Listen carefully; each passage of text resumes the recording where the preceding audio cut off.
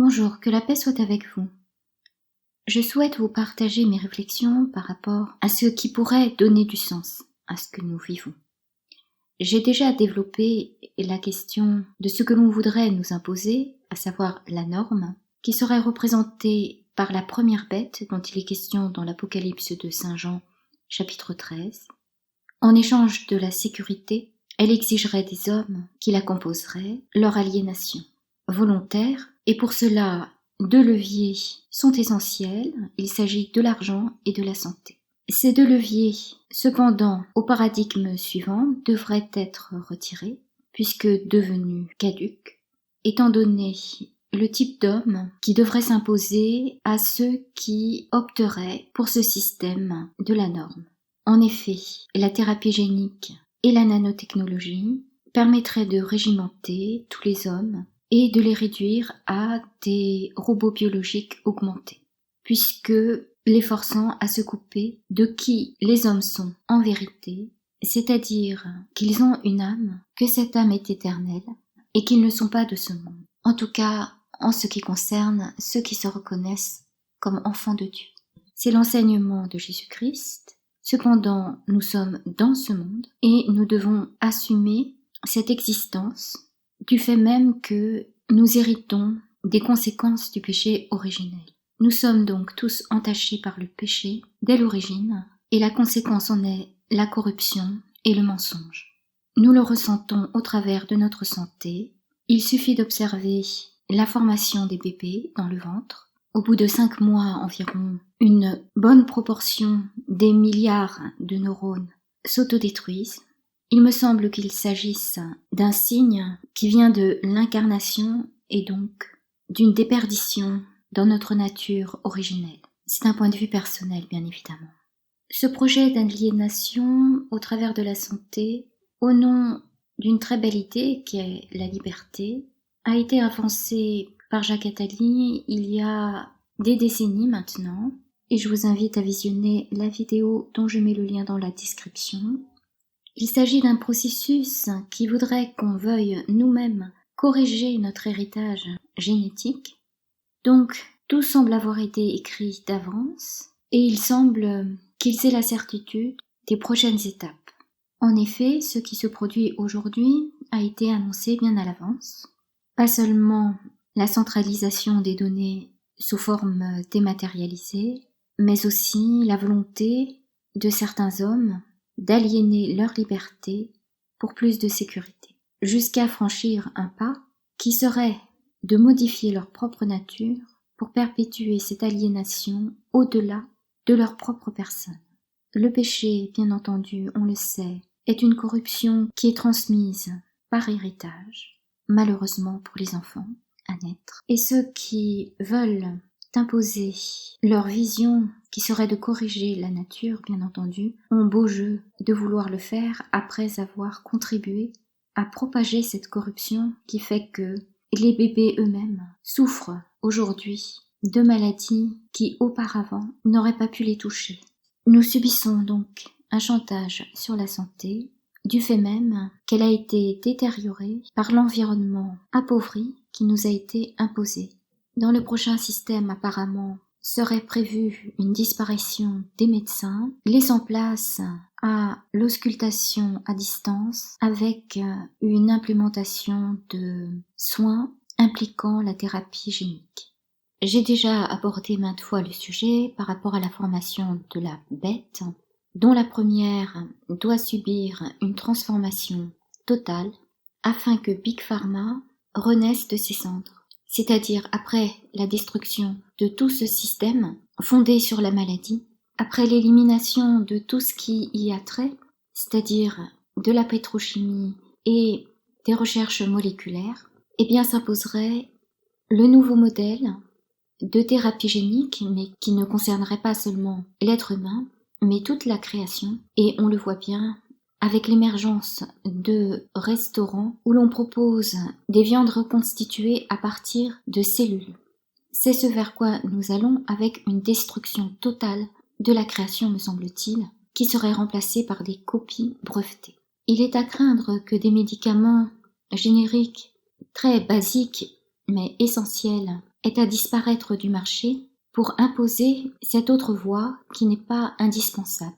C'est bien dommage puisque les médicaments basiques sont pratiques puisqu'ils répondent à une urgence à laquelle peut-être ne pourrait pas répondre la culture de plantes qui, pour une raison ou une autre, ne pourrait pas être disponible en temps voulu. Toujours est-il qu'il plane un risque très fort que les bactéries entre-temps soient devenues ultra-résistantes du fait de l'utilisation exagérée de produits biocides ou virucides ou comme on veut bien l'appeler, mais qui en fait tuent les bactéries. Peut-être que ceux qui sont décrits dans l'Apocalypse de Saint Jean et qui vont souffrir d'ulcères ou quelque chose dans ce genre, seraient ceux-là même qui auraient créé un déséquilibre dans leur corps avec ces lavages intempestifs. On comprend bien donc que la formation de la première bête repose sur la destruction non seulement de l'homme dans sa nature, mais de la création, de la faune et de la flore, de ce qui lui sert aussi d'aliment.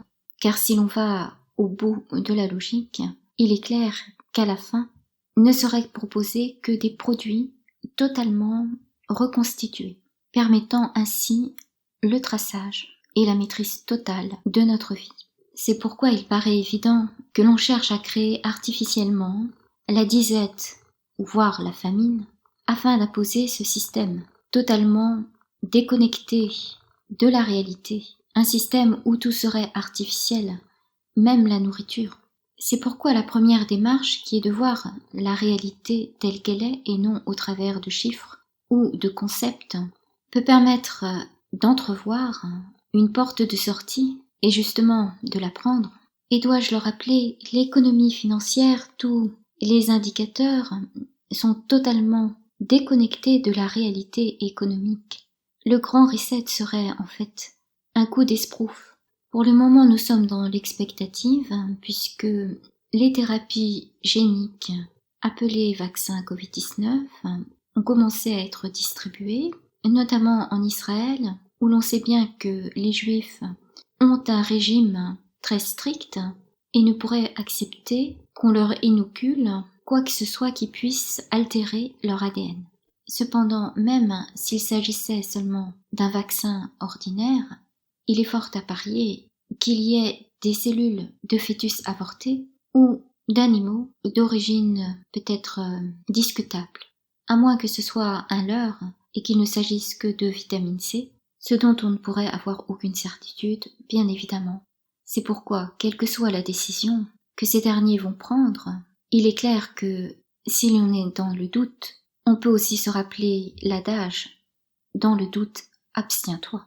Apparemment, l'on ne fait plus trop de secrets par rapport à la franc-maçonnerie, en tout cas d'après ce que je vois des émissions que l'on peut trouver sur le site de l'INA, et j'ai appris d'ailleurs qu'il était question d'introduire notamment le vaudou en France. Peut-être que cela indique que tout a été acté et qu'il ne s'agit maintenant pour eux que d'une phase terminée et dépassée. Fort heureusement, il y a beaucoup de prêtres catholiques d'origine africaine qui sont très au fait des dangers, justement des pratiques de sorcellerie. Et on peut compter sur leur vigilance et sur leur affermissement de la foi catholique.